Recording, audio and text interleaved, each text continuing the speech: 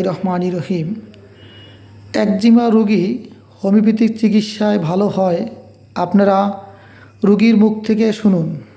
ভাই, আপনার কী নাম? আপনি কী সমস্যা নিয়ে আসছিলেন? আমার নাম মোহাম্মদ শামীম তালুকদার।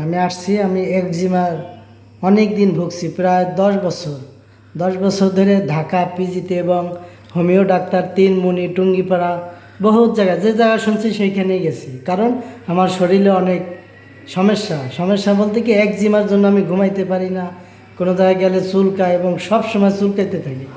তখন মাথার উদ্ভকে ঘুমাইতে পারি না। এক পর্যায়ে লাস্টে আমার ছোট ভাই, এই ভাই ফেসবুকে যখন দেখছে যে এই ভাই এই চিকিৎসা করে এবং অনেকে ভালো, এই কারণে আমাকে নিয়েছে ছোট ভাই।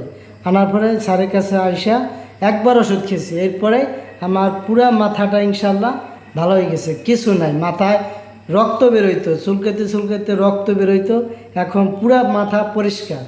এখন শুধু শরীরে হালকা চুলকানিয়েছে, ওইটা ইনশাল্লাহ আবার আসছে। এই জন্য স্যারের কাছে যে আবার একবার ওষুধ নিলে ইনশাল্লাহ ভালো হয়ে যাবে। ধন্যবাদ। আপনারা শুনলেন রোগীর মুখ থেকে। আমি এই রোগীকে বিশেষ করে ওষুধ দিয়েছি 19/5/24 শামীম। এর একজিমা 10 বছর। আমি তার যেই লক্ষণগুলোর উপর ওষুধ নির্বাচন করি, দেখেন, রাত্রেবেলা ইচিং চুলকানি রাত্রে বৃদ্ধি, তারপরে সান রৌদ্রে বৃদ্ধি, হিট উত্তাপে বৃদ্ধি, থার্স্ট পিপাসা বেশি, ডিজারের মধ্যে সুইট মিষ্টি পছন্দ, ঘাম বেশি, ঘামে দুর্গন্ধ আছে, হিট কোল্ড রিলেশনে রুগী গরম কাতর, মাইন্ড সিমটমে ডার্টি রিলিজিয়াস। এই লক্ষণগুলোর উপরে আমি চিন্তা করে রুগীকে সালফার 2 19/5/24 সালফার 2 দিই।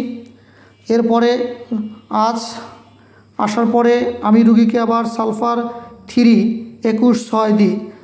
আলহামদুলিল্লাহ, রুগীর মুখ থেকে আপনারা শুনলেন রুগী ভালো আছে। ইনশাল্লাহ রুগী ভালো হয়ে যাবে।